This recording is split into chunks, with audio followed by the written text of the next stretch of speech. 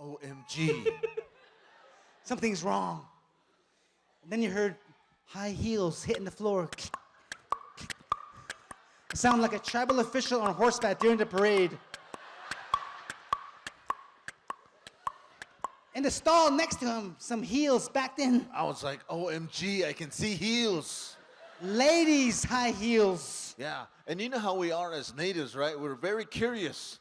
No matter what predicament we're in, we want to take a closer look. So I got up and I was like, what is that? Only in Reno, Nevada do guys wear stuff like that. In the wrong restroom. What I was wondering was how he got out of that situation. You know what I mean?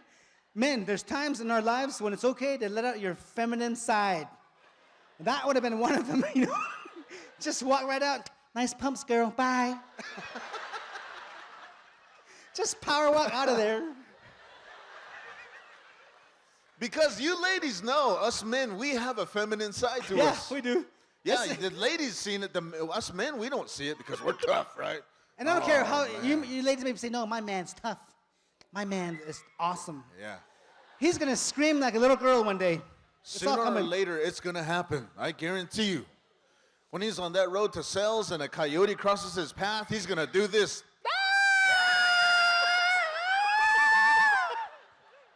You won't be able to hear it. you probably won't hear it over the tires screeching. But his feminine side will come right out. And it'll last for a few moments, too. He'll be like, OMG! I almost hit that coyote! Oh, gosh. And then he'll realize it. Stupid coyote.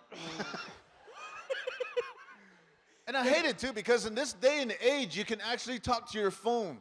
Yeah. And, you know, for an iPhone, it's called Siri. Yeah. Siri, show me directions to U of A. Well, turn right, coming down the road, and you will see a turn that goes left. Why does it always have to be a woman's voice on anything? Why? Because as men, that's the only thing we'll listen to is a woman's voice. Oh, yeah. Even on a GPS system, as a woman's voice, it's on there. You punch in Yaqui, it'll take you right to here. It'll say, turn left in 0.9 miles. Approaching destination. Destination on the right. Man, I wish there was a native woman's voice that came out of that GPS system. What if? Can you imagine what that would tell you if you missed a turnoff? Well, you grabbed the keys from me this morning. You don't even own this truck. I own this truck. You don't even work. I didn't know that works. You ought to come around and visit your kids more often. I'm raising your kids all by myself. Just start getting after you, man. You know, what are you going to Dunkin' Donuts for? You got diabetes. You should be going to Ghost Gym. All right, I'm turning around. And those of you who raised your hands when you were married, we, as married men, we got to read the minds of our wives. We got to be mind readers. We got to be mind readers. We got to watch your body language, woman. Yes. You know what I mean? She'll come up to you and say, do you know what today is? Oh, yeah. And that means that she knows that you don't know what she knows. You don't even know what she knows. And we'll follow. It's like you're like a cobra hypnotizing us. Yeah. We'll be like, what is today? Native American Appreciation Day? Not only do we got to read minds, we also got to read body language. Yeah, it's true. Because you're always going to get into this argument that's going to tell you this. What are you mad about? Nothing. Something's wrong. Nothing's wrong. If you don't know, I'm not going to tell you. And then there, you know, sun is up. You know, I'm up at 5, 6 a.m. every morning. I was like, what the heck? I opened that curtain. Sun hit her, man. She was like Dracula. She's like, I closed the curtain. Sorry. You okay? Smoke coming off of her. What the heck? Man, I opened the curtain one time. My wife was like, E.T. But it's cool, man. It's awesome. But it's cool though. I got a 12-year-old, a 9-year-old, and I got 5-year-old twins. So talk about it. Buy one get one free right at the end. Oh man, it's awesome, man.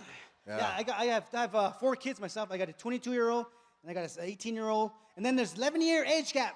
No kids, nothing there, man. 11 years, man. I gave away the crib. I gave away the car seat, the strollers. 11 years later, all of a sudden, another little baby. I said, what the heck? I became an Indian giver. I went back to those people. Remember that stroller I gave you? I need it back. Give me that crib back. That stuff's expensive, man. You know, you talk about economy, man. That's when I felt the economy. I know, man. Because up until then, we didn't know what the heck. Yeah. And everywhere we go as James and Ernie Comedy, they always ask us this question. How are you natives holding up in these economic troubled times? Yeah. Are you doing okay? Our response to that is, heck yeah, we're doing okay. We never had no money to begin with anyway. America's freaking out. We're like, I never had so much money in my pocket. But it's all right, man. That's how we roll. You know what I mean? We've been here for centuries. We'll be here for centuries more. Oh yeah. Well, yeah. At least we will be. You know, Yeah. they say the world's ending in what? 2012, this year. This year.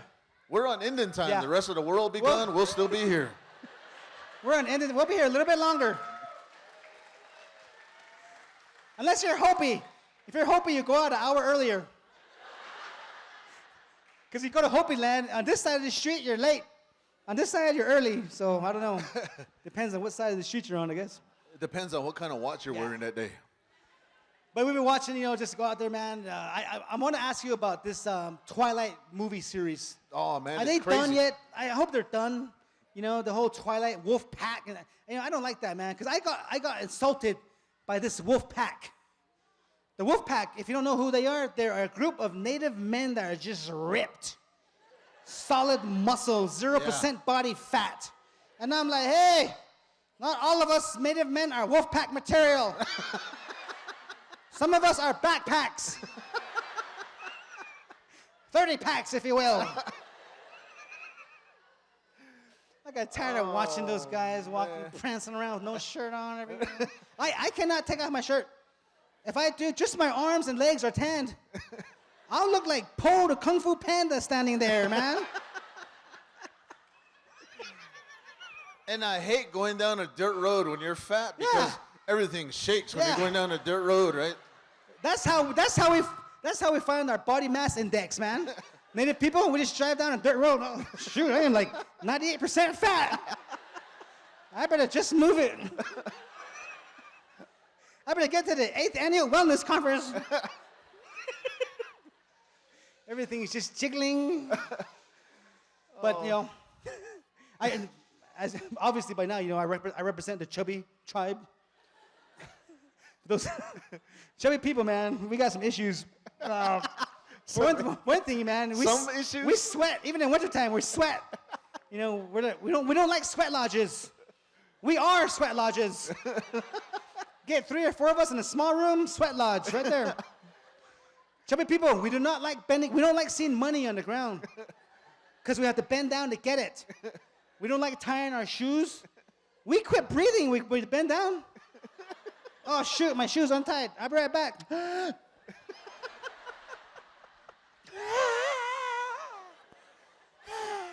We'll flatline down there, man. Beep.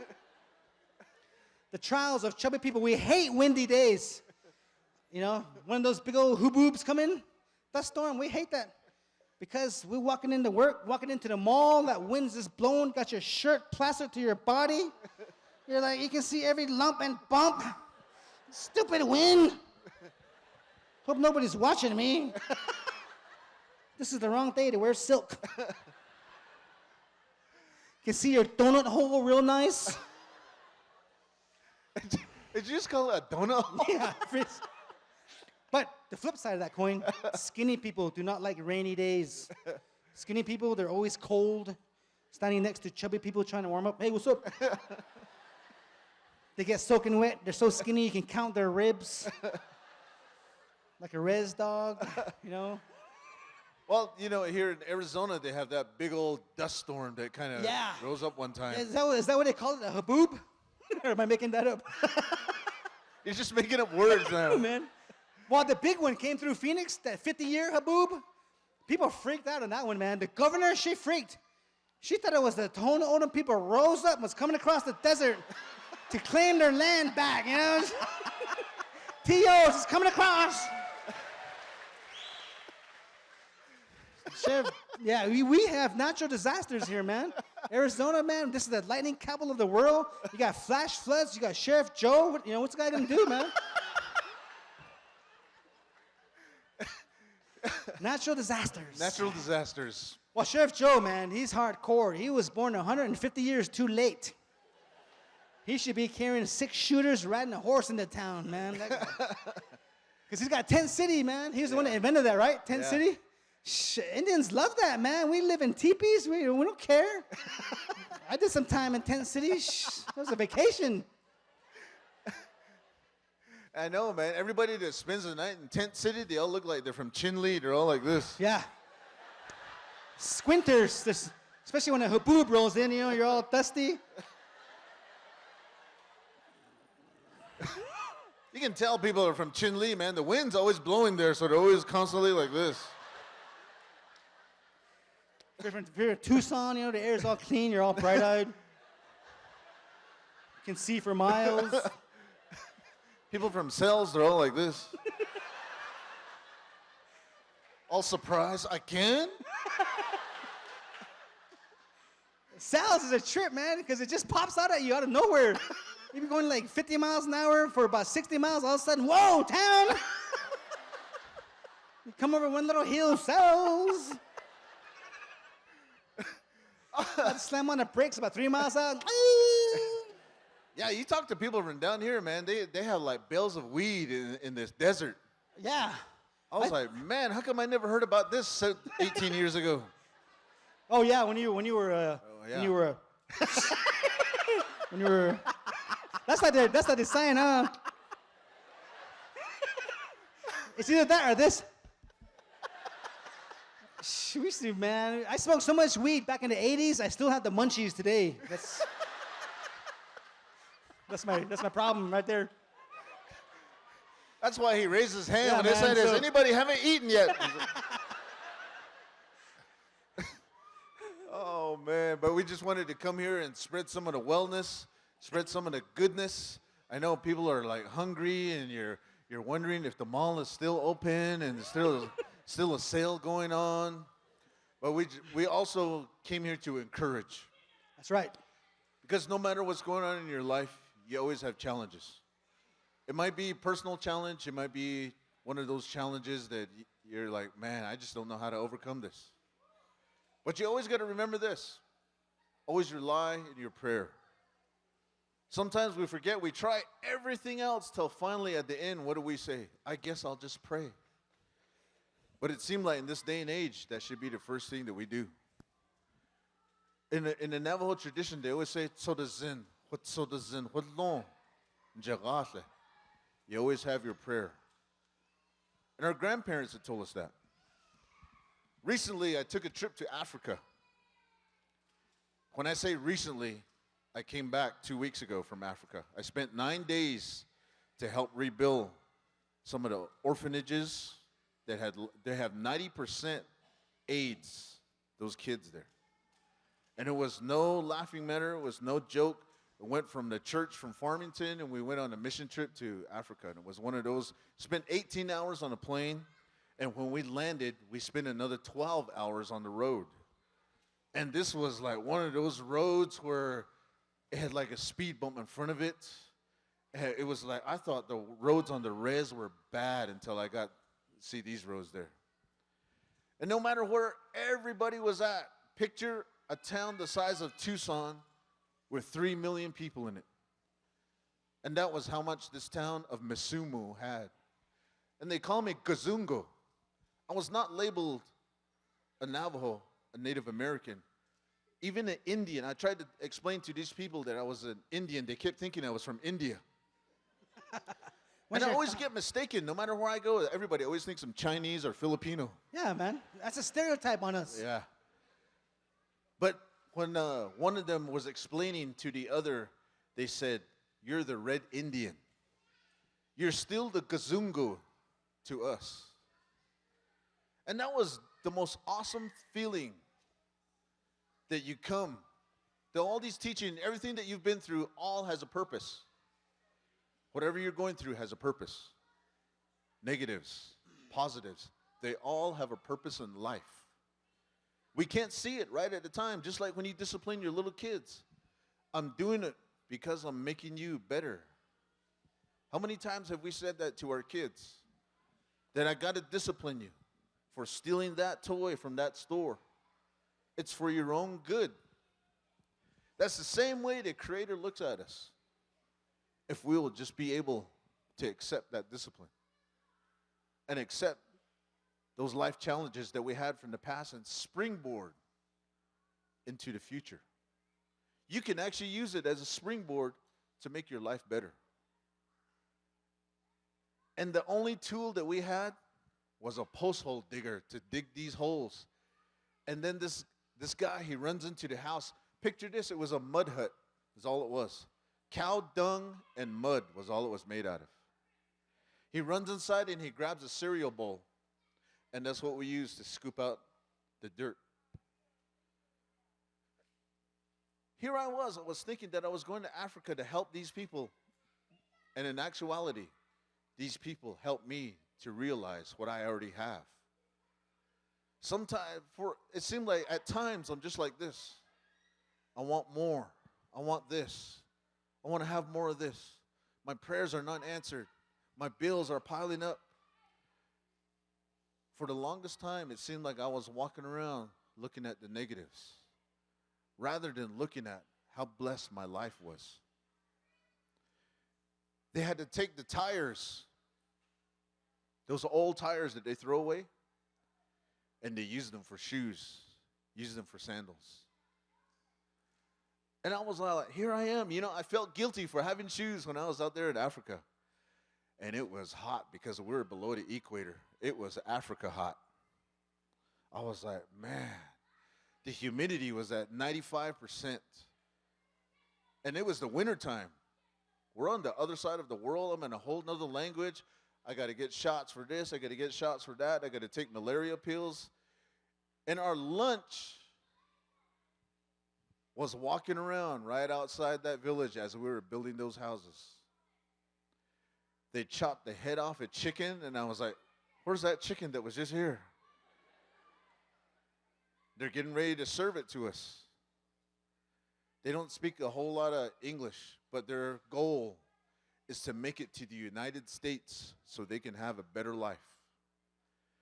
I talked to one guy, he said he's been trying to get to the United States for 3 years, and he gets denied a visa every time. And I was like, how grateful and blessed are we to live in such a country that allows us to do this, that allows us to wear shoes, be grateful for what we have. Wellness. So I'm telling you the progression of life. I'm going to step back. If I did not decide to sober up, if I decided to be an alcoholic for the rest of my life, I would have never followed that wellness road. Do you see the whole picture of wellness? Mind, body, and soul. Whatever you're going to do, be well with it. Wellness. If you look at that word, wellness. Walk out of this room not claiming that you're sick. Claim that you are healed. If we look at the negatives of everything, that's what's going to be produced out of us. Wellness also produces the positives of life. When we met each other in a comedy competition in 2001, I did not know that Ernie was going to be my best friend. Not just a best friend, but he was going to be a brother. Not just a brother, but a close brother. We're not related in any way, shape, or form, but you will meet those people in your lives that will help you to be well. Walk away with a good attitude and a good heart, always willing to lend a hand, always willing to give a dime, even though you don't have nothing. But I'm grateful that you guys are able to bring us out. I'm extremely thankful that you guys have brought us out many, many, many times. It helped put food on the table for my family. And I'm deeply, deeply appreciative for your community here. We, as James and Ernie Comedy, like to thank you from the bottom of our heart for bringing us out.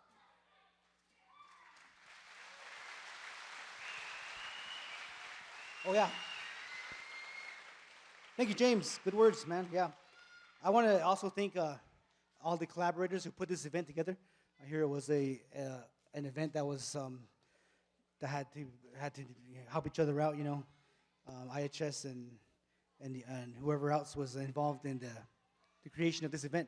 In particular, IHS is the one that kind of brought us and paid for us to be here. And I want to set the record straight right now. We have no beef with IHS anymore. IHS and James and Ernie, man, we're all right. In the early years, man, we used to do some stuff on IHS, but it was needed, right? But everything's cool now. So we're moving on. We're now making fun of WIC, all right? WIC. I don't know about WIC, man. I have a 1-year-old child, you know, baby, infant. Took him to WIC. My wife comes out of there crying. So what happened? I don't know, I'm a bad mother. She's like, yeah, when they got in there and saw baby, they're just like, your baby's fat. Baby's too fat. They're just flat out, straight out like that, you know what I mean? Then what do? Here's some milk and cheese, make him fatter, here. I was mad, man. I went and I said, what's WIC stand for? We insult children? No, I'm kidding around, man. Hey, we're going to bring 49 Laughs to Wild Horse Pass Casino in Chandler, Arizona. Yeah. September 15th. September 15th. So if you guys are want to check out 49 Laughs, we are celebrating our 10 years in comedy, so we have our 10-year shirts. Do we have only like one size, huh? We only have a large and extra large. So if you want to have a half shirt or a tube top. That's what happens to me most of the time. I buy a shirt and I wear it once and then it shrinks up. And then we also got our Fun in the Sun, which was shot in Phoenix. And then we got our very first DVD that James Ernified that's been out for a while, probably since we started. And then we have the Native Comedy All-Stars CD. Now, the two are DVDs and one's a CD. And then we also have 49 Laughs DVD for sale. That's right. Check out our website at jamesandernie.com. And we're also at 49laughscomedy.com. Yeah, and before we end this, I just want to give a message out to the youth of the community. We're part of a project back home called Project Peace Train. There's 8 of us presenters that talk about different issues in the community. One of them is suicide. And for a lot of years, I've been watching, hearing suicide taking our youth, you know. More so than ever, suicide is an epidemic in Native America. More so than Native American and other communities. And I was trying to figure out how I could talk to the youth about suicide. It's a very touchy subject, you know, it's a very serious subject. And I knew the answer was not just to put my blinders up and just let someone else do it, you know what I mean? And I was trying to figure out how I could come across with a good message on suicide. And I found the answer while I was watching satellite TV. I was watching a documentary channel, and I just happened to be scrolling through, and I saw this heading, teenage suicide is what it said. So I clicked on there out of curiosity, and I started watching this. And it was a show that was a documentary. They were interviewing a girl, teenage girl. She worked at a suicide hotline for teenagers. And the interviewer asked her, what do you tell your peers when they call in and they want, you know, maybe they're thinking about suicide? What do you tell them? And this young girl, teenager, this is where I borrowed this from her because it's perfect. She goes, and some of you might have heard this. She told the interviewer, I tell them that suicide is a permanent solution to a temporary problem. You know what I mean? And that just hit me right there, man. That's exactly what it is. For you kids out there, teenagers, your youth, and it goes to the whole community, but more so to our youth, our young people, our young adults that are taking their lives at an unacceptable rate. All right? I want to tell you that message, what that girl told me. Suicide is a permanent solution to a temporary problem. And if you think about it, suicide is an option. That's a choice that we have. But that choice is permanent, all right? And sometimes in life, we do something, we try something, or we're thinking about trying something, but we chicken out, right? Last second, we say, no, I don't want to do that. With suicide, you cannot chicken out. Once you choose that route, it's permanent. There's no backing out of it should you change your mind. You know what I mean? But our problems, whatever they are temporary. Young people, you have relationships. Some of you are in relationships when you don't need to be in a relationship right now in your life. That comes later in life when you're older, after school, after college. But some of us are taking our lives because of hurt feelings, boyfriend, girlfriend. Whatever your issues are, it could be drug abuse, it could be physical abuse at home, it could be molestation. Whatever it is that's making you thinking about suicide, those problems are temporary, all right? Give yourself a chance to live, because permanency is suicide. So just something to think about in your community, to the young people. Some of you might know someone that has thought about suicide. Maybe you thought about it yourself. I'm here to tell you that suicide is a permanent solution to a temporary problem. And you might say, well, Ernie, that's my life. It's my life. I'll do what I want with it. And my answer to that is, no, it's not your life. It is not only your life. Your life belongs to your mom and dad, your little brothers and sisters, your aunties and uncles, your community. It's not just your life, all right? We're all here for a reason, not just for our own selfish reasons, but for us, we're here to help others out. Should you commit suicide? What about your little brother, your little sister, your parents? How's that act going to affect everyone around you? Because it will. That's guaranteed, all right? So when I start thinking like that, again, that selfish thinking, it's my life, I have to stop myself and say, no, it's not just my life. My life belongs to my children, my wife, my mom, my dad, my community, my brother James here. So my life is not just my life. I have responsibilities, man. I have accountabilities to others around me. And that's what keeps me going, man, is my love for the people in my life. Even this community. Even though I don't know some of you, never met some of you, I have a love for you. Because that's why we're here, man. James and I, we're in this business not to make money, not to be famous. We're here to bring a message through comedy, through humor, through laughter. And I want to make that point very clear, very, it's important that you know that for us. And when we hear stories back from you guys, that's our fuel, man. When people come to me at a salad bar and say, I coughed up a blood clot, that gives me fuel to keep on going. You know what I mean? we were talking to a brother here. He's talking about a young man who was struggling, but he's finding his way. We like hearing those stories, man, so continue to hit us up on Facebook or email or whatever. Come talk to us in person and tell us your stories. Poke us on Facebook. We'll like it. Yeah, we'll like that. Yeah, it's good. So with James and Ernie, man, we want to thank you guys. We appreciate you. We love you. And have a blessed day, man. Don't forget to keep your joy.